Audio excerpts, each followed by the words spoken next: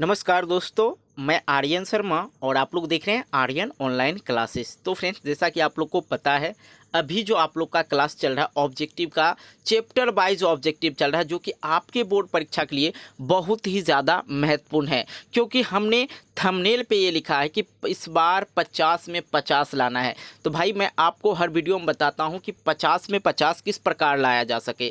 तो जैसा कि आप लोग को पता है कि चैप्टर वाइज यदि सभी छोटे से बड़े ऑब्जेक्टिव को यदि हम लोग कवर करते हैं तो 50 में से 50 कोई नहीं काट सकता है। तो इसलिए हमने क्या क्या सीरीज स्टार्ट किया, चैप्टर वाइज पढ़ाना स्टार्ट कर दिया।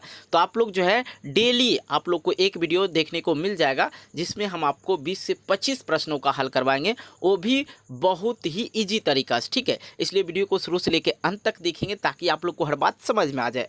आज जो है इससे पहले 3 वीडियो बन चुका है वास्तविक संख्या का, मतलब पहला अध्याय का। आज जो है हमारा दूसरा अध्याय है बहुपद, और बहुपद को हम आपको बहुत ही सरल भाषा में समझाने की कोशिश करेंगे। ठीक है, तो चलिए देख लेते हैं। इसमें सबसे पहला नंबर जो प्रश्न दे रखा है यहाँ पे, मैं इसको जूम कर लेता हूँ ताकि आपको साफ और क्लियर दिखाई पड़े। ठीक है, अब आप लोग को क्लियर दिखाई पड़ रहा होगा। और यहाँ पे देखिए, कह एक रैखिक बहुपद का घात होता है। तो भाई एक रैखिक बहुपद का जो है कोई घात नहीं होता है। जैसे x प्लस वाई हो गया, ये क्या हो गया, एक रैखिक बहुपद हो गया। तब इसमें देखिए कोई घात है नहीं है। यदि कोई घात नहीं हो, मतलब कोई पावर नहीं हो, तो इसका मतलब है इसके ऊपर क्या छिपा रहता है, एक छिपा रहता है। तो इसका राइट आंसर क्या हो जाएगा, सी हो जाएगा। उसी प्रकार से दूसरे नंबर प्रश्नों की ओर चलते हैं। और दूसरा नंबर प्रश्न देखिए, बहुत आसान है बाबू, कहीं कोई दिक्कत नहीं है। दूसरा नंबर कह रहा है एक घात वाला बहुपद कहलाता है। तो ये घात वाला बहुपद क्या कहलाता है, ऊपर जस्ट बताए हैं क्या कहलाता है, रैखिक बहुपद कहलाता है। इसी प्रकार से तीसरे नंबर प्रश्न पे आइए, और तीसरा नंबर है घात एक वाले बहुपद कहलाते हैं। देखिए उल्टा के पुल्टा के सभी प्रकार से क्वेश्चन पूछे जाते हैं। तो मैं भी उसी प्रकार से आप लोग के लिए क्वेश्चन सेट करता हूं, जो कि बच्चे का दिमाग होच पोच ना हो एग्जाम हॉल में और गर्दा छोड़ा दे। तो यहाँ पे है घात एक वाले बहुपद कहलाते हैं। क्या कहलाते हैं, रैखिक बहुपद कहलाते हैं। फटाक से आंसर करेंगे।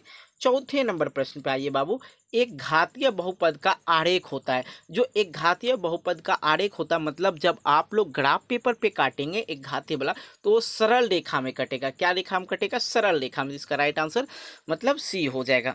उसी प्रकार से पांचवें नंबर प्रश्न आप लोग फटाफट करेंगे। हाँ, आज जो जितने भी प्रश्न बताएंगे आप हमें कमेंट करके ज़रूर बताइएगा, आप मेरे आंसर बोलने से पहले आप लोग कितने प्रश्नों का आंसर जानते थे सही में। ठीक है, तो आप लोग का जो है क्या कहते हैं, वो पावर बढ़ते चलेगा। ठीक है, और आप याद करते चलेंगे। दो घात वाले बहुपद कहलाते हैं। सिंपल सी बात है, दो घात जब आवे तो डायरेक्ट मारिए, द्विघात बहुपद कहलाते हैं। उसी प्रकार से छठे नंबर प्रश्न देखिए कि द्विघात बहुपद का सबसे व्यापक रूप है।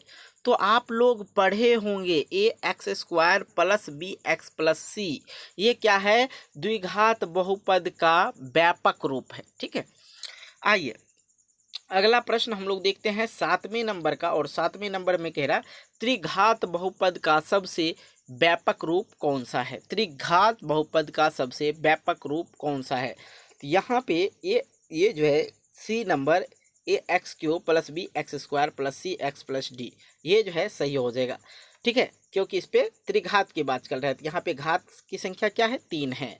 ठीक है, आइए इसी प्रकार से आठवें नंबर प्रश्नों को देखते हैं। भाई मज़ा तो आ रहा होगा, यदि मज़ा आ रहा है तो वीडियो को लाइक ज़रूर करें। आपका एक लाइक मुझे मोटिवेट करता है एक नई वीडियो बनाने के लिए। ठीक है, तो यहाँ पे कह रहा है निम्नलिखित में कौन बहुपद नहीं है। भैया बड़ा सा सवाल है, बहुपद कैसे पहचानेंगे।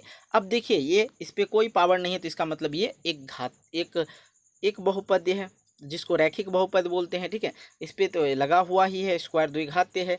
अब यहाँ पे देखिए ये भी द्विघात्य है, लेकिन यहाँ पे चर वाले जो संख्या है वो रूट में है। तो अभी ही बाबू याद कर लीजिए, जो चर वाले संख्या है रूट में नहीं होना चाहिए। ठीक है, इसका मतलब ये जो है बहुपद नहीं है। इसी प्रकार से 90 नंबर प्रश्न की ओर आते हैं। 90 नंबर में है निम्नलिखित में कौन बहुपद है। अब देखिए कौन बहुपद है 9 नंबर में। तो यहाँ पे देखेंगे तो आपको पता चलेगा कि निम्नलिखित में कौन बहुपद है, यही पूछा जा रहा है ना। तो बिल्कुल अब यहाँ पे ध्यान दीजिएगा, ये यदि आप लोग कहेंगे कि सही है, देखिए आपको बताए थे A x square plus B x plus C, और सी का मतलब होता है कांस्टेंट नंबर होना चाहिए सिर्फ, ठीक है। लेकिन यहाँ पे ये एक्स वाले चर वाली संख्या है और यहाँ पे भी चर वाली संख्या और 1/2 में, और बटे में भी आए तो बहुपद नहीं है, ठीक है। इनमें से कोई नहीं, ये भी नहीं, तो इसका मतलब ये जो है एक रैखिक समीकरण है। इसका राइट आंसर बी हो जाएगा 9 नंबर का, ठीक है। आइए 10वें नंबर प्रश्न की ओर चलते हैं। 10वां नंबर प्रश्न है, निम्नलिखित में कौन बहुपद है। तो भाई साहब बट्टे वाला को डायरेक्ट काट दीजिए, जो बट्टे में है 1/x² डायरेक्ट काटेंगे। रूट वाला संख्या चर वाला संख्या रूट में नहीं होना चाहिए, ठीक है। और ये भी खत्म। उसी प्रकार से सी भी 10 नंबर में, देखिए 10 नंबर में, ये कैसे हो गया भाई, थोड़ा सा एक सेकेंड, ये नहीं होगा, देखा जाए यहाँ पे मेरे से मिस्टेक हो गया। अब देखो भाई, ये चर में क्या कहते हैं, बटे में ये नहीं होगा।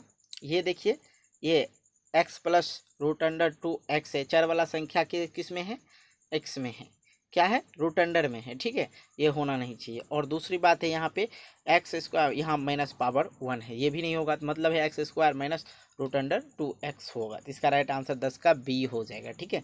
थोड़ा मिस हो गया था, चलिए कोई नहीं। अगला प्रश्न हम लोग देखते हैं 11 नंबर, और 11 नंबर देखिए, थोड़ा सा जूम आउट कर लेते हैं, ठीक। 11 नंबर है, निम्नलिखित में कौन बहुपद नहीं है। तो बहुपद नहीं है 11 नंबर वाला आपको पहचानना है।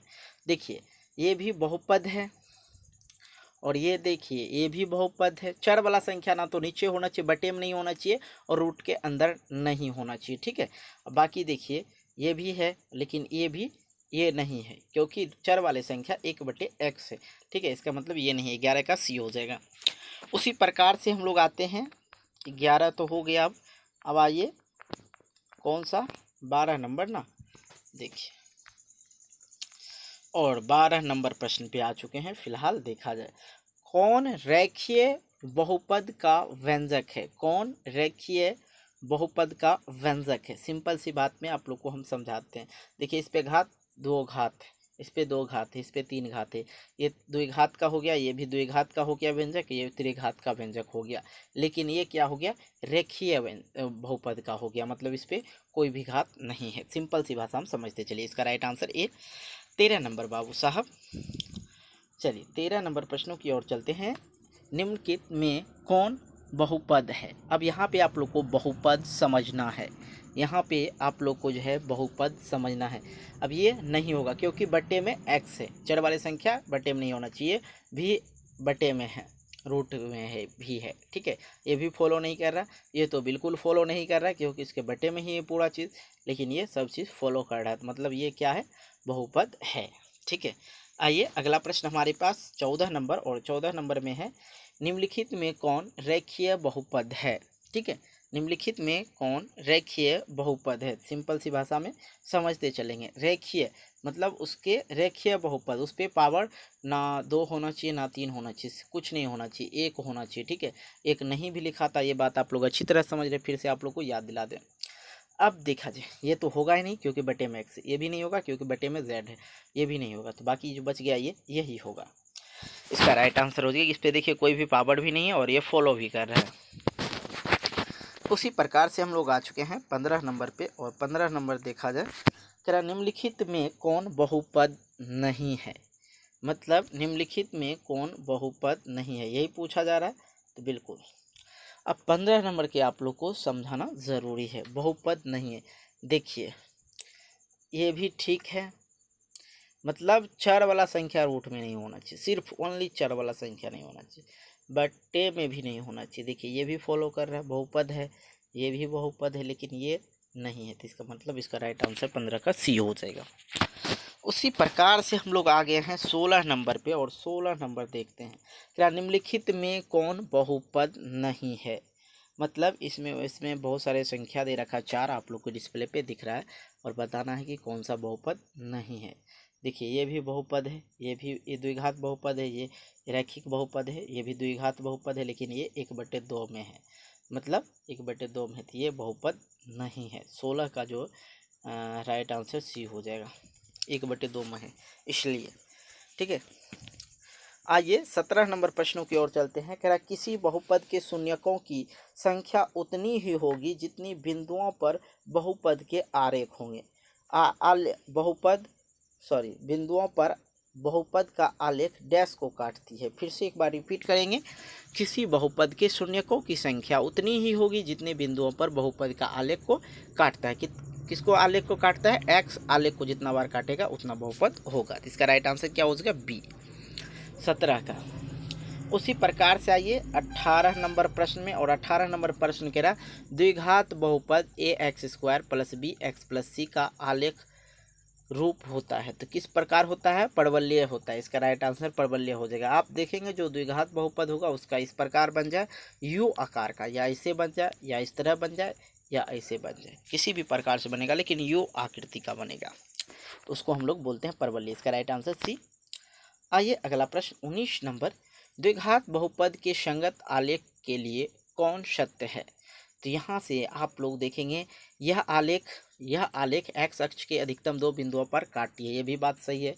दूसरा पढ़ेंगे आलेख एक्स अक्ष के जिन बिंदुओं पर काटती है उनके एक्स निर्देशांक बहुपद के शून्यक है, ये भी सही है। और ये भी सही है, यह आलेख एक्स अक्ष को नहीं भी काट सकती है। इसमें से सभी वाला राइट आंसर होता है। और मैं आपको बता दूं एक तरीका, अधिकतर प्रश्न में यदि आपको मिले इनमें से सभी, तो अधिकतर प्रश्न सही होता है। 99% इनमें से सभी वाला प्रश्न सही होता है, इनमें से सभी मार सकते हैं।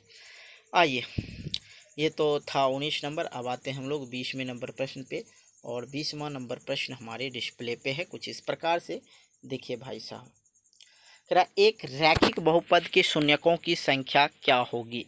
एक रैखिक बहुपदों की संख्या की शून्यकों की संख्या क्या होगी? तो एक रैखिक वाला पद बहुपद का जो शून्यकों की संख्या 1 होगा, 2 वाला का 2 होगा, 3 वाला का 3 होगा। ठीक है, सिंपल सी भाषा हम समझते चलिए। अब 21वां नंबर देख लिया जाए, द्विघात बहुपद के शून्यकों की अधिकतम संख्या होती है। तो सिंपल सी बात है, द्विघात बहुपदों की शून्यकों की अधिकतम संख्या कितना होगा? 21 नंबर का राइट आंसर ये हो जाएगा 2। मतलब मैंने आपको पहले ही ये क्लियर कर दिया। अब 22वें नंबर में देखिए, उसी प्रकार से दे रखा है, एक त्रिघात बहुपद के शून्यकों की अधिकतम संख्या क्या होगा? 3 होगा। ठीक है, मैंने पहले भी बता दिया। 23 नंबर प्रश्न को देखिए, 23 नंबर है घात n के किसी बहुपद के शून्यकों की अधिकतम संख्या क्या होगी? घात n मतलब n पे तो कुछ है नहीं ना, इसका मतलब n ही होगा। 23 नंबर का राइट आंसर डी हो जाएगा। उसके बाद आइए 24 नंबर प्रश्न को देखते हैं, और 24 नंबर प्रश्न में है यहाँ पे, बहुपद x square minus 16x plus 30 को क्या घटाया जाए कि प्राप्त शून्यकों बहुपद की शून्यक 15 होगी? तो आप लोग इसे सॉल्व कर लेंगे क्योंकि ये सॉल्व होने वाला प्रश्न है। ठीक है, बिल्कुल। तो मैं इसका अभी राइट आंसर बताता हूँ, आप इसे सॉल्व करके ज़रूर बताएंगे। 24 नंबर का जो आप लोग का राइट आंसर हो जाएगा सी, हो जाएगा 15। ठीक है, अब देखिए यहाँ पे कह रहा एक्स और 16x, x minus 16x plus 30 में क्या घटाया जाए तो प्राप्त बहुपदों की संख्या 15 हो, तो 15 ही घटाया जाए। ठीक है, आप इसे ट्राई करेंगे। और 25वें नंबर इस वीडियो का अंतिम प्रश्न हम आपको दे रहे हैं, जो कि आप लोग के लिए होमवर्क रहेगा। इसे सॉल्व करके आप लोग ज़रूर बताएंगे। जो बच्चे बताएंगे मैं समझूंगा कि वो बच्चे अच्छी तरह से पढ़ाई कर रहे हैं, नहीं बताएंगे तो वो भी अच्छी तरह से ही पढ़ाई कर रहे होंगे, कोई बात नहीं है। ठीक है, यहाँ पे है बहुपद x square minus 5x plus 4 में क्या जोड़ा जाए प्राप्त बहुपदों की शून्यक 3 हो। ठीक है, तो इस प्रकार से आप लोग और इसका आंसर ज़रूर बताएंगे वीडियो के नीचे कमेंट बॉक्स में कमेंट करके। और हाँ भाई, वीडियो बनाने में थोड़ा ज़्यादा मेहनत लगता है, तो यार भाई वीडियो को जितना हो सके लाइक करो, दोस्तों के साथ शेयर करो, और चैनल पे नए हो चैनल को सब्सक्राइब करके नोटिफिकेशन बेल को प्रेस करके ऑल कर लो। और भाई आप लोग के लिए मैं जो हूँ 10th का पूरा मैथ एनसीईआरटी का तगड़ा वाला सोल्यूशन कर चुका थी, नहीं देखें ज़रूर देखिएगा। साथ में साइंस भी पढ़ा चुके हैं भाई, भटकते कहाँ हो, आके देखो और मज़े लो। तब तक के लिए बाय बाय, जय हिंद जय भारत।